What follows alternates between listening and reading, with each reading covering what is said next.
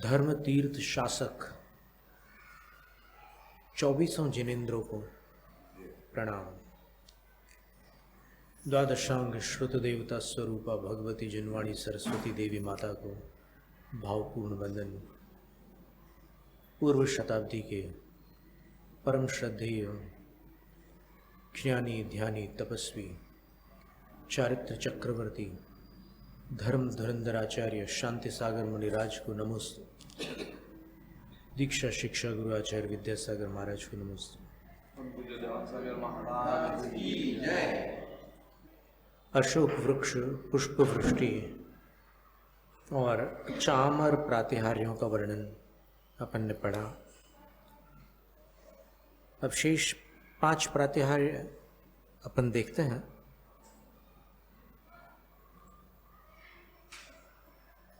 नंदीश्वर भक्ति में पूज्यपाद आचार्य महाराज ने चौथे स्थान पर भामंडल का वर्णन किया है। जो भगवान का आभा मंडल होता है वो भी एक प्रातिहार्य है। प्रातिहार्य का अर्थ होता है अलंकार। आकस्मिकमिव युगपद दिवस कर सहस्रमपगत व्यवधानम भामंडलमविभावित रात्रिंदिव भेद मतितरामा भाति। भामंडलम अतितरामा भाति, अतिशयन शोभित। भगवान का जो भामंडल होता है वो अत्यधिक शोभित होता है। क्यों? विशिष्टम इत्याह, उसकी विशेषता क्या है वो बताते हैं। आकस्मिकम इत्यादि, अकस्मात् भवम आकस्मिकम इव अतर्कितोपस्थितमेव युगपद एक हेलया दिवसकराणाम आदित्यानाम सहस्रम। अगर एक बार में एक साथ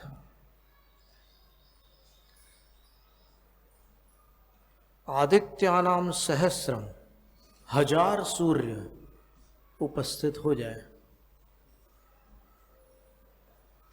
अपगत व्यवधानम, लेकिन वो कैसे हो? वो सूर्य अंतराल से रहित हो, एक के बाद दूसरा, दूसरे के बाद तीसरा, चौथा, पांचवा, छठा, सातवां, ऐसे 1000 सूर्य एक साथ में हो बिना किसी अंतराल के, तो इतना तेज होता है भगवान का आभा मंडल। और मंडल शब्द आभा का अर्थ होता है प्रभा, और मंडल का अर्थ होता है ऐसा आकार। ये वृत्ताकार है। मंडल जो है वो 3 डायमेंशनल है।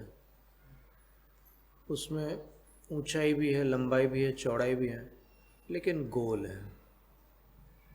चंद्रमंडल, आभा मंडल, तो ऐसा आकार होता है भामंडल का। और उसके अंदर बीचों बीच भगवान जिनेंद्र होते हैं। अविभावित रात्रिंदिव भेदम, और अविभावित अनुपलक्षित रात्रि दिवसयो भेदो विशेषो यस्मिन् सति। जिस भामंडल की उपस्थिति में रात और दिन का भेद समाप्त हो जाता है, हमेशा प्रकाश बना रहता है। और जब 1000 सूर्य के बराबर है तो फिर एक सूर्य तो उसके सामने फीका पड़ेगा कि नहीं? अवश्य पड़ेगा। तो भामंडल इतना तेजोमय होता है। यहां पर भामंडल का ये वर्णन रहा। इसके उपरांत अपन अन्य ग्रंथों में और देख लेते हैं। 147 में 147 में नहीं है, कभी कभी श्लोक जल्दी नहीं मिलते हैं, तो अपन तिलोय पंडित में देखते हैं। 926वीं गाथा चतुर्थ महाधिकार की। भवसय दंसण हेदुम दर्शन में तीर्ण शैल लोयस भामंडलम जिणाणम रविकोटि समुज्जलन जयई जयई।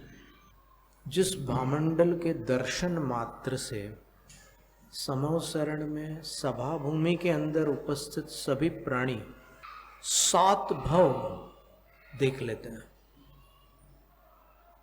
भामंडल में दर्शकों को अपने 7 भव दृष्टिगोचर होते हैं। और रविकोटि समुज्जलन जयति, सूर्य की जो कोटि है, कोटि शब्द के 2 अर्थ होते हैं।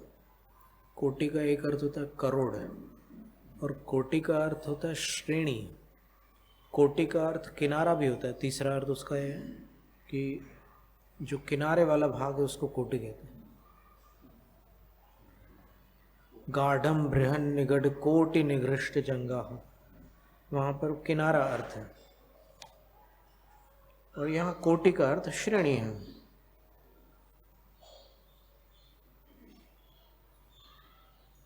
अथवा अगर करोड़ भी ले लें तो आपत्ति नहीं है। पूज्यपाद आचार्य महाराज ने 1000 लिखा है, यहाँ प्रियति वृषभ आचार्य करोड़ ले लें। कुल मिलाकर अनेक सूर्यों के समान। अब आचार्य मानतंग स्वामी भी तो यही लिख रहे हैं ना, प्रोद्यत दिवाकर निरंतर भूरी संख्या।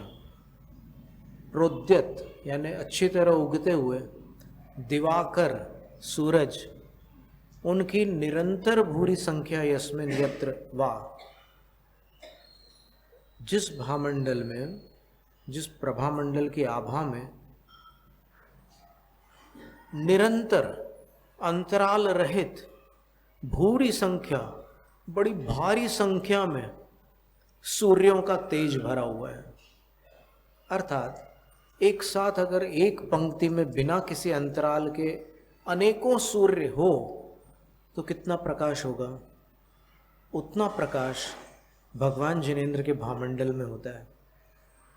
तो फिर यहाँ पर प्रश्नकर्ता प्रश्न पूछ सकता है कि यदि इतना प्रकाश भामंडल में है तब तो दर्शक अंधा हो जाएगा।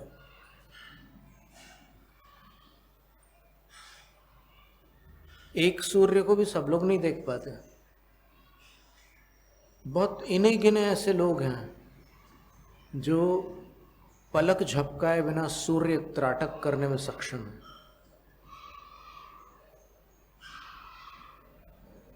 एक भोपाल के भाई हैं, एक मुंगावली में एक ब्रह्मचारी जी हैं। वो लगातार सूर्य को देख लेते हैं, उदयकालिक सूर्य को। और एक अहमदाबाद में मनीष भाई हैं, वो भी सूर्य को 45 मिनट तक देख लेते हैं। ये उनने साधना की हुई है, सूर्य साधना। तो ये बहुत दुष्कर कार्य है। फिर उसके बाद बहुत देर तक आंख बंद रखना पड़ती है सूर्य को इतनी देर देखने के बाद।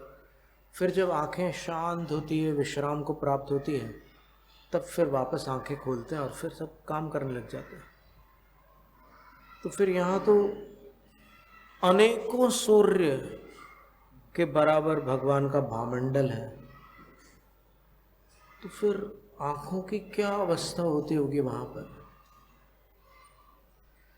तो उसका समाधान भक्तांवर के भामंडल वाले काव्य में, 34वां काव्य है ना भक्तांवर में, शुंभत प्रभावलय भूरि विभा विभूस्ते। हे विभो, आपके देदीप्यमान प्रभा मंडल की भारी विभा अर्थात बड़ी भारी आभा, लोकत्रये द्युतिमतां द्युतिमाक्षिपन्ति, तीनों लोक के प्रकाशमान पदार्थों की कांति को लज्जित करती है। अर्थात सारे प्रकाशमान पदार्थ भगवान के आभामंडल के आभा के समक्ष शर्मिंदा हो जाते हैं, लज्जित हो जाते हैं। और कैसी है वो आभा? प्रोद्यत दिवाकर निरंतर भूरी संख्या, उगते हुए अंतराल रहित भारी संख्या में अगर सूर्य एक साथ उपस्थित हो जाए तो वैसी उस आभा मंडल की दीप्ति है। तो दीप्ति की अपेक्षा से इतने सूर्यों के बराबर है, लेकिन सोम सौम्याम निशाम अपि जयति, जो चंद्रमा से सुहावनी रात है, चंद्रमा के कारण जो रात एकदम सुहावनी लग रही, पूर्णिमा की, शरद पूर्णिमा की रात विशेष होती है। तो भगवान के आभा मंडल की आभा भले ही सूर्यों के समान तेजस्वी हो, लेकिन दर्शकों को चंद्रमा से जो उपस्थित सुहावनी रात होती है, वैसी सोम सौम्या, चंद्रमा जैसी सौम्य दीप्ति रहती है, उसकी कांति रहती है। तो ये एक विरोधाभास है कि तेजस्वी होकर के भी सौम्य कैसे? अगर सौम्य आभा है तो तेजस्वी नहीं हो सकती, तेजस्वी है तो सौम्य नहीं हो सकती। लेकिन समाधान ये है कि सूर्य के आभा से आंखों को कष्ट होता है, लेकिन भगवान के आभा से भव का कष्ट नष्ट होता है। और भगवान का प्रभाव है, भगवान के पास कष्ट नष्ट होते हैं, कष्ट उत्पन्न कैसे हो सकते हैं? जो कष्ट विनाशक है वो कष्टोत्पादक कैसे हो सकता है? इसलिए भगवान की आभा भले ही हजारों सूर्यों के बराबर हो, लेकिन आंखों को पीड़ित नहीं करती। और 7 भव भी दिखते हैं भगवान की आभा में, ये भी एक विशेष बात है। अब जैसे वहाँ की जो बावड़ियाँ हैं समवसरण की, उसके जल में अपने प्रतिबिंब को देखो तो अपने 3 भवों के प्रतिबिंब उसमें दिखाई देते हैं। और जो मोक्षगामी जीव हैं उनको पूर्व के 2 भव और वर्तमान का 1 भव दिखता है। तो वैसे ही भामंडल की स्थिति है, सामान्य रूप से एक वर्तमान का भव, 3 आगामी और 3 पूर्ववर्ती, ऐसे 7 भव दिखाई देते हैं। लेकिन कोई ऐसे भी जीव होते हैं जिनके आगामी भव अल्प हैं। मान लो कोई ऐसा जीव है जिसको यहाँ से देव बनकर फिर देव से मनुष्य बनकर मोक्ष जाना है, तो आगामी भव उसके 2 बचे हैं। तो 7 भवों की संख्या कैसे पूर्ण होगी? तो सुगम उत्तर है उसका कि वो पूर्व के भवों की गणना में वृद्धि हो जाएगी। उसमें कुल 7 दिखेंगे तो पीछे के 4 दिखेंगे, अभी का 1 दिखेगा और भविष्य के 2 दिख जाएंगे। और कोई ऐसा जीव हो जिसको भविष्य में 1 भी भव धारण नहीं करना, जैसे भरत चक्रवर्ती भगवान के समवसरण में जाते थे तो उनको तो 1 भी भव धारण नहीं करना था, उनको तो उसी भव से मोक्ष जाना था।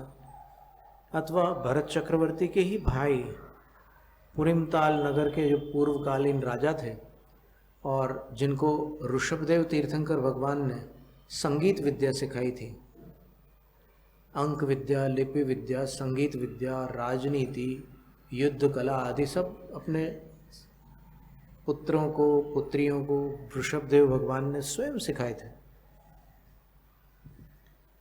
तो उनका क्या होगा? तो उनको वर्तमान का 1 और पीछे के 6 भव दिखेंगे। ऐसे 7 भवों की संख्या बन जाएगी। भगवान के पीछे। अब वो आभा तो भले ही पूरी ओर फैली हो, लेकिन जो देखने वाला है उसको भगवान के पीछे दिखाई देती है आभा।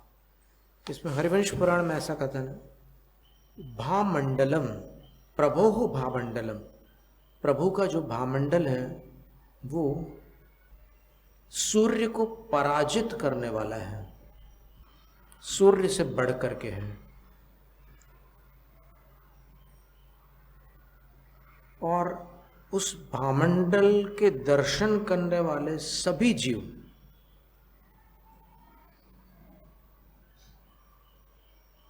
यहां पर एक नई जानकारी है, परापरान सप्त सप्त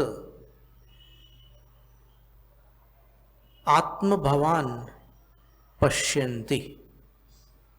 इसमें ये दूसरा विकल्प दे रहे हैं कि वो वर्तमान भव को भी देखते हैं और आगामी सप्त भवों को और अतीत सप्त भवों को भी देखते हैं,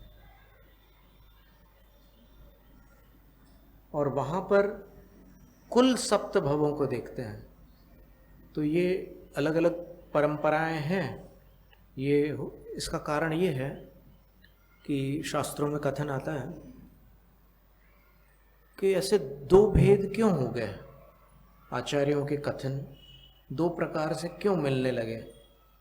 तो उसका समाधान ये है कि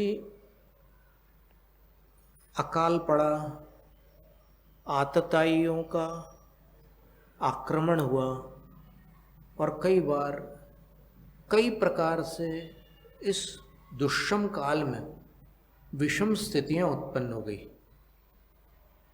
तो फिर एक दक्षिण की परंपरा हो गई और एक उत्तर की हो गई। तो उत्तरापथ वाली जो परंपरा से आई हुई जानकारी है उसको उत्तर प्रतिपत्ति कहते हैं, और जो दक्षिणापथ से आई हुई जानकारी है उसको दक्षिण प्रतिपत्ति कहते हैं। अब फिर ऐसी स्थिति में जहाँ दोनों में अंतर पाया जाता है तो किसको सत्य मानना। जैसे मान लो देवगति संबंधी कोई वर्णन है और वो वर्णन दक्षिण प्रतिपत्ति में अलग मिल रहा है, उत्तर प्रतिपत्ति में अलग मिल रहा है, तो ऐसी स्थिति में क्या करना। तो मूलाचार ग्रंथ में लिखा है कि मिथ्यात्व के भय से दोनों का संग्रह करना। ऐसा क्यों? तो आचार्य विमल सागर महाराज श्री ने समाधान दिया था, क्योंकि आज कोई केवली अथवा श्रुत केवली नहीं है। तो यदि आपने ये निर्णय किया कि उत्तर प्रतिपत्ति सत्य है और केवली श्रुत केवलियों के ज्ञान में दक्षिण प्रतिपत्ति सत्य निकली, तो आपने सत्य को असत्य मानकर मिथ्यात्व को पुष्ट कर लिया। इसलिए आचार्यों ने कहा है कि जहां ऐसी परिस्थिति आ जाए, दो मान्यताएं मिल जाए, तो फिर उनका संग्रह कर लो। और आगामी भाव में यदि जाति स्मरण हो जाए तो केवली श्रुत केवलियों का समागम पुण्य योग से बनता हो, तो वहाँ जाति स्मरण में जो आया है कि वहाँ पर दो प्रकार का कथन था, अब किसको सत्य माना जाए पूछ लेना। अभी आकुलता मत करना है, क्योंकि बिना प्रमाण के न तो किसी को सत्य प्रमाणित किया जा सकता है, न किसी को असत्य। इसलिए उन्होंने लिखा कि संग्रह कर लो। तो संग्रह करने में अपना जाता क्या है और इतनी उतावली क्या है आपको निर्णय की। जब निर्णय के साधन मिले तब करना, जब तक नहीं है तब तक साधन मिले इसकी तैयारी कर लो। इसकी क्या तैयारी है कि आप इस जीवन में ऐसे काम करो कि आगामी भाव में केवली और शुद्ध केवली मिल जाए। बहुत सरल कार्य नहीं है ये। आप कल्पना करो कि अपन ने पिछले जन्म में कैसे काम किए हैं जिसके कारण अपने को धर्म तो मिला, लेकिन केवली और श्रुत केवली प्रत्यक्ष रूप से नहीं मिले। तो आप सोचो कि ये किसी पुण्य का फल है क्या, केवली और श्रुत केवली न मिलना? कदापि नहीं। अपन ने कोई ऐसे खोटे कर्म किए हैं जिसके कारण अपने को साक्षात केवली श्रुत केवली का समागम नहीं मिला, लेकिन अपन ने कुछ सत्कर्म किए हैं जिसके कारण उनकी वाणी अपने को जितनी मिल रही है उतनी मिली है। जितनी है उतनी नहीं मिली है। वो तो आपको परिश्रम करना होगा, पुरुषार्थ करना होगा, स्वाध्याय करना होगा, तब पता चलेगा। पूरा जीवन निकल जाएगा तो भी स्वाध्याय पूरा नहीं हो सकता, इतने ग्रंथ हैं। अब उस काल में उन्होंने कैसे किया होगा ये अपन नहीं कह सकते। वो तो वैसे गुरु होते थे उस काल के कि 12 वर्ष में चारों अनुयोग पढ़ा देते थे वो अपने शिष्य को। बिल्कुल समय व्यर्थ नहीं होने देते थे। 12 वर्ष का समय होता था। ये दक्षिण भारत के ग्रंथों में आज भी कन्नड़ लिपियों में उल्लेख मिलता है। उत्तर भारत के ग्रंथों में कहीं पढ़ने में नहीं आया हमें, लेकिन जब हम दक्षिण गए थे तब वहाँ पर कन्नड़ भाषा के जो ग्रंथ थे उसमें से एक ग्रंथ वड्डाराधने, एक वामन आचार्य द्वारा विरचित मेरु मंदर पुराण, एक धर्मसेन आचार्य द्वारा विरचित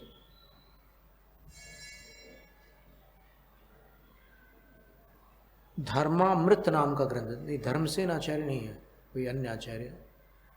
तो ये सारे कन्नड़ ग्रंथ, इनमें से कुछ ग्रंथ मेरु मंदर पुराण और धर्मामृत ग्रंथ का अनुवाद तो देशभूषण आचार्य महाराज ने कर दिया था, लेकिन वड्डाराधने का हिंदी अनुवाद नहीं हो पाया। तो फिर वहाँ के एक प्रोफेसर अजित प्रसाद जी थे मूडबिद्री में, तो उनसे हमने 6 महीने तक वाचना सुनी उस ग्रंथ की। और उस ग्रंथ में सर्वत्र उसमें 19 वृत्तांत हैं, उपसर्ग और परिश्रमों पर विजय प्राप्त करने वाले महामुनियों के 19 दृष्टांत हैं। अब देखिए, महामुनि शब्द वास्तव में वहां शोभित होता है। आज जिनको मुनि शब्द का महत्व ज्ञात नहीं है उनको लग सकता है कि मुनि शब्द कम पड़ रहा है लेकिन आगम में अगर मुनि शब्द का अर्थ समझोगे तो पता चलेगा कि मुनि शब्द इतना बड़ा है कि आज किसी में मुनि शब्द घटित होना दुष्कर है। साधु शब्द तो घटित हो जाएगा, लेकिन सिद्धांत में जाकर के आप देखोगे मुनि शब्द का अर्थ आज कहीं मिलेगा नहीं, क्योंकि पंचम काल में 1000 वर्ष के अंतराल में एक मुनि होंगे, ऐसा तिलोय पंडिती में कथन है। क्योंकि मुनि उनको कहते हैं जिनके पास अवधि ज्ञान, मनः परे ज्ञान अथवा केवल ज्ञान हो। और उसमें स्पष्ट लिखा है कि 1000 वर्ष में एक मुनि को होगा, और वो भी कल्कि के काल में होगा। तो उस अपेक्षा से विचार करो तो मुनि नहीं है, लेकिन समभिरूढ़ नय से देखो तो मुनि शब्द जिनके लिए प्रचलित है वो जैन साधु हैं। जैन साधुओं को मुनि कहते हैं। एक वैदिक विश्व नाम की संस्था है, महाराष्ट्र में नागपुर में उनका केंद्र है। तो वहाँ के एक सज्जन, एक संभवतः उसके पदाधिकारी होंगे, वो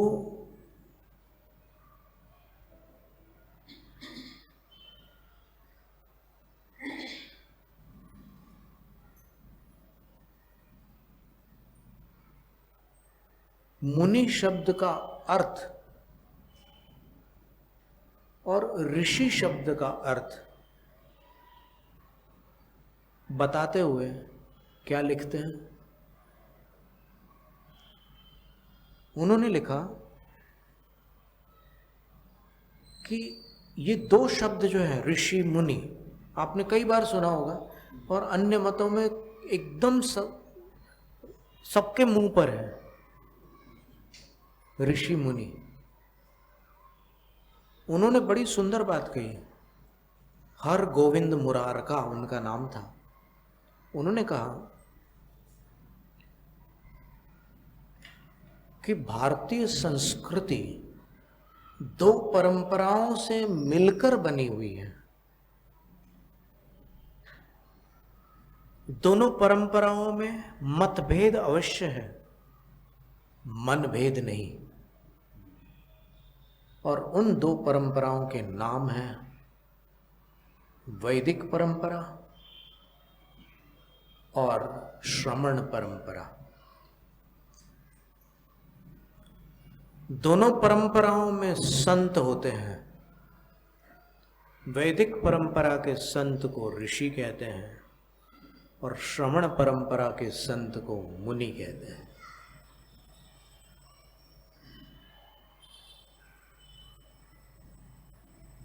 बात बड़ी सुंदर है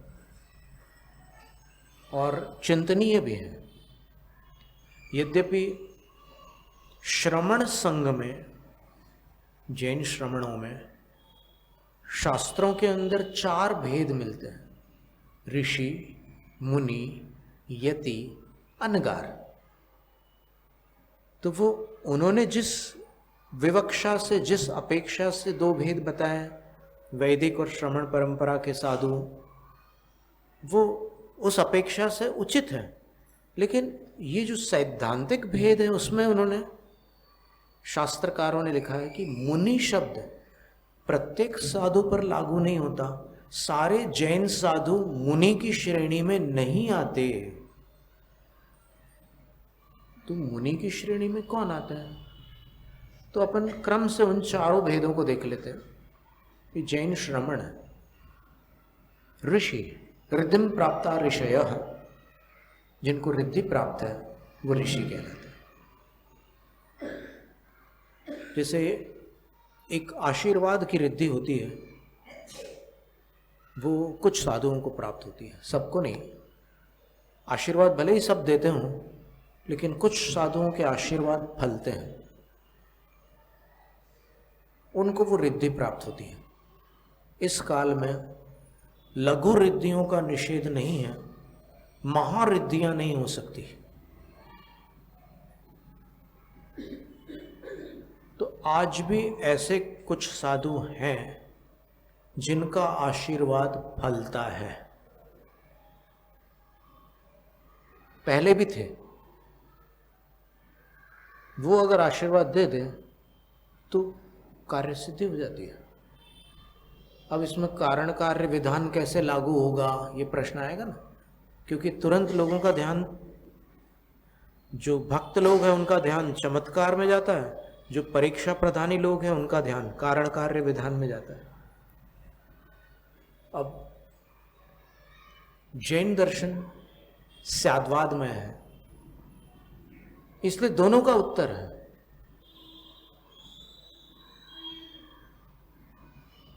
कि अगर आप उन ऋषि की क्षमताओं को देखो तो वो निस्संदेह उनके पास असाधारण क्षमता है, क्योंकि साधारण लोगों के पास वो क्षमता हो ही नहीं सकती।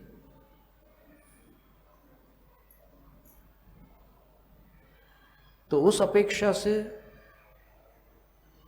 कारण कार्य विधान पर ध्यान नहीं जाता, उस अपेक्षा से यही स्वीकृत हो जाता है कि वो उनका अतिशय है। ठीक है। और अगर कारण कार्य विधान पर अपन दृष्टिपात करते हैं तो फिर लगता है कि कोई भी कार्य हो रहा है, जैसे मान लो उनके आशीर्वाद से जो उन्होंने आशीर्वाद दिया है वो फलित हो रहा है, तो इसका मतलब वो कार्य हुआ। जैसे उदाहरण के लिए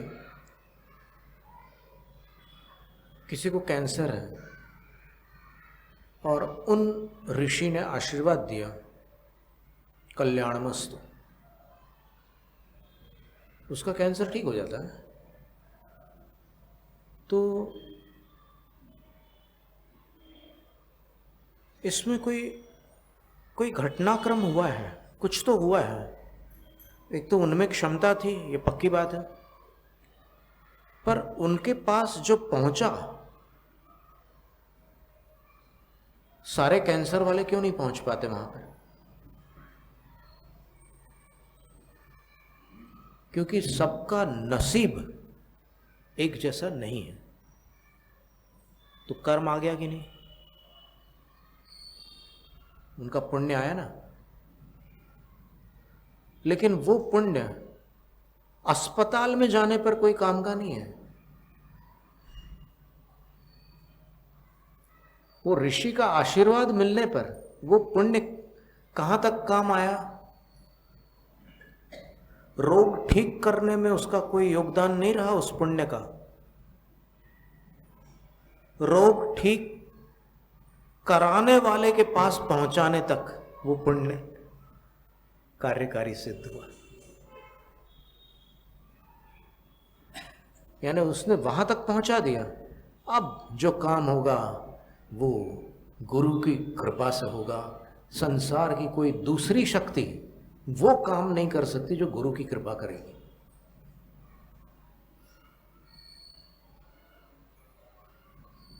अब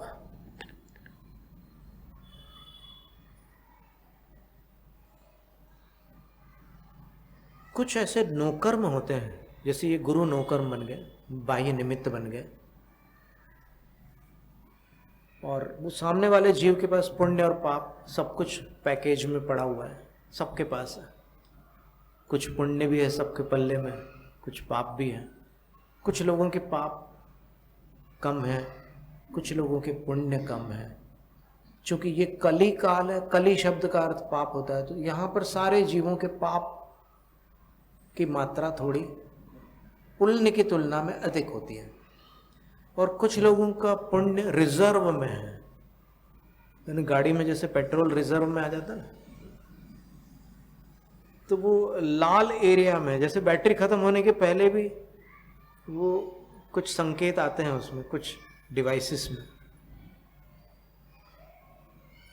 वो जो बैटरी वाला वो ऊपर में वो आइकन बना रहता है, कुछ ऐसा आकार बना रहता है, तो उसमें वो लाल दिखाने लगता है, उसके पहले वो हरी रहती है।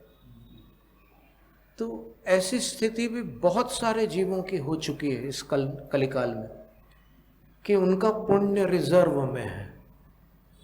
अब खल्लास होने में ज़्यादा समय नहीं बचा है, और वो भरवा भी नहीं रहे, पेट्रोल पंप जा ही नहीं रहे, मंदिर आ ही नहीं रहे। तो ऐसी स्थिति में वो खतरे में है। कहीं जंगल में गाड़ी अटक गई तो क्या करोगे? और वहाँ जंगली जानवर होंगे तो क्या करोगे? मान लो कोई रीछ आ गया, कैसे बचोगे? कोई शेर आ गया, कोई चीता आ गया, लकड़बग्घा आ गया, भेड़िया आ गया, व्याघ्र आ गया, या फिर कोई मत्त हाथी आ गया, क्या कर लोगे? कुछ नहीं। तो इसलिए गाड़ी को ठीक रखना ज़रूरी है। ठीक है, अपन शरीर को संभालते हैं, मन को भी थोड़ा बहुत संभालते हैं, भावों को भी संभालते हैं, लेकिन आत्मा को भी संभालना ज़रूरी है। 3 से काम नहीं होता, चारों को संभालना ज़रूरी है। तो अब आत्मा को कैसे संभालना? ऐसो पंच नमो यारो सब पावक प्रणासनो मंगलाणंच सब वेसिम पडम हवई मंगलम। यह पंच नमस्कार सब पापों का प्रणाशक है, और सर्व मंगलों के मध्य यह प्रथम मंगल है। तो पंच नमस्कार करना आवश्यक है, और नमस्कार अंतिम क्रिया है, तो उसके पूर्व की जो क्रियाएं होंगी उसके साथ नमस्कार करो। आप नमस्कार तो करना ही है, छोड़ना नहीं है, लेकिन पूरी विधि से करो ना। तो नमस्कार के पहले कौन सी क्रिया है? पहले बताया था, अंजेमी, पूजेमी, वंदामी, नमनसामी, ये 4 है। तो फिर अंशे में पूजे में वंदा में प्रमाद आता है। अरे हम देख कर लेंगे, अभी 10 दिन आएंगे तब करेंगे। बहुत लोगों के ऐसे ख्यालात होते हैं कि 10 दिन आएंगे तब कर लेंगे। तो अब 10 दिन आएंगे तब करेंगे, इस पर एक श्लोक है, करिष्यामि करिष्यामि करिष्यामि इति चिंतया मरिष्यामि मरिष्यामि मरिष्यामि इति विस्मृतम्। करूँगा करूँगा करूँगा इस विचार में पढ़कर संसारी प्राणी ये भूल गया, मरूंगा मरूंगा मरूंगा।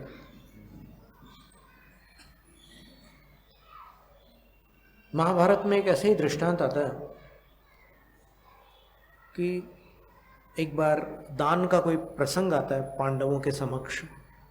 तो उस समय धर्मराज युधिष्ठिर उन पांडवों में प्रधान थे, सबसे बड़े थे, ज्येष्ठ थे। तो फिर वो जिसको दान देना था उसको युधिष्ठिर बोलते हैं कि तुम कल आ जाना। तो फिर भीम नृत्य करने लग जाते हैं, बड़े प्रसन्न होते हैं और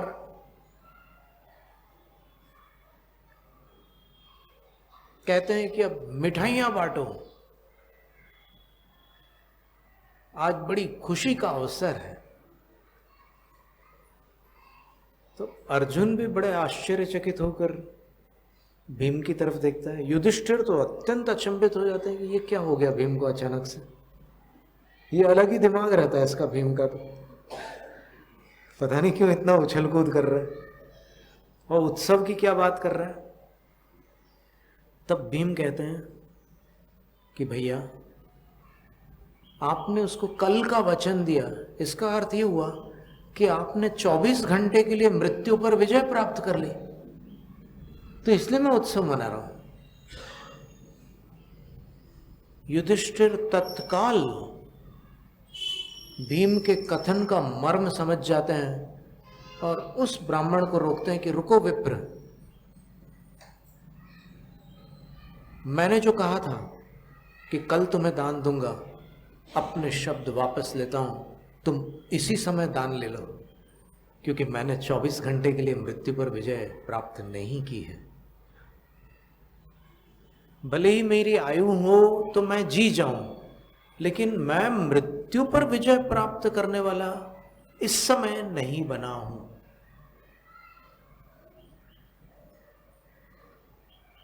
तो सव पावपणा सणु अंशे में पूजे में वंदामी के साथ में 10 दिन कर लूंगा, कोई अपन गारंटी नहीं है उसकी, कर लूंगा। बहुत से लोग कितनी बातें सोचते हैं ना कि ऐसा कर लेंगे वैसा कर लेंगे, लेकिन बस लेकिन के बाद कुछ कहने की आवश्यकता ही नहीं, क्योंकि लेकिन एक ऐसा शब्द है जिसके बाद जो पहले बोला था उससे उल्टा ही आता है। लेकिन, किंतु, परंतु, इफ, बट, ये सारी शब्दावलियां हैं। तो 7 भाव के दर्शन भगवान के भामंडल में होते हैं। तो ये पुन्नाट संग्रचित ग्रंथ में ऐसा कथन आया है और यतिवृषभ आचार्य महाराज के ग्रंथ में 7 भाव का वर्णन आया है, कुल मिलाकर 7 भाव। अथवा हो सकता है कि अर्थापत्ति करने में अपन कहीं चूक रहे हो सकता है दोनों के अर्थ एक हो। उसमें 7 भाव लिखा हुआ है, लेकिन 7 भाव आगे पीछे के मिलाकर ये अर्थ तो अपन निकाल रहे हैं ना। संभव है आगे के साथ, पीछे के साथ और वर्तमान का एक ऐसे मिलाकर के पूरे भवों की गणना होती हो, तो इसलिए अपन उसमें ज़्यादा शंका कुशंकाओं में न जा करके स्वीकार करते हैं कि भगवान के भामंडल में अनेक भाव दिखते हैं। बस इतना लिख लो ना, अनेक शब्द में क्या जाता है, अनेक में सब आ जाता है। तो आप सोचो कि राजा शरणिक को जब अपना नरक भाव दिखता होगा तब कैसा लगता होगा। और भरत चक्रवर्ती के पुत्र विवर्धन कुमार आदि, वर्धन कुमार आदि नाम भी आता है, विवर्धन आदि नाम भी आता है, ऐसे 923 पुत्र थे भरत चक्रवर्ती के। वो जब वहाँ जाते थे भगवान के पास तो उनको भी अपना भाव दिखता था पिछला, तो वो पूर्व भाव में एकेंद्रीय जीव थे। उनको कैसा लगता होगा कि अरे हम वहाँ से यहाँ आ गए। फिर अंततः वो दीक्षा ले लेते हैं और उसी भाव से केवल ज्ञान और मोक्ष को प्राप्त कर लेते हैं। भरत चक्रवर्ती को तो बड़ी चिंता थी उन पुत्रों की कि ये बोलते ही नहीं है, वो बोलते ही नहीं थे किसी से। तब उनने भगवान से पूछा भी था कि भगवान, तीर्थंकर के कुटुंब में ऐसे गूंगे, बहरे, लूले, लंगड़े इस प्रकार के जीव तो पैदा नहीं हो सकते, और अभी तो आपकी आयु भी पूरी नहीं हुई है और आपके जीते जी ऐसी संतति जो गूंगी है, क्या बात है। तब भगवान ने कहा कि वो गूंगे नहीं हैं, वो मूक नहीं है, वो बोल नहीं रहे हैं बस। और तुम देखना, तुम्हारे देखते देखते वो दिव्य ध्वनि सुनकर दीक्षा लेंगे और दीक्षा लेकर केवल ज्ञान और मोक्ष को प्राप्त करेंगे। और वैसे ही हुआ था। भामंडल एक बड़ा महत्वपूर्ण प्रातिहार्य है। जैनम जयतु शास्त्र।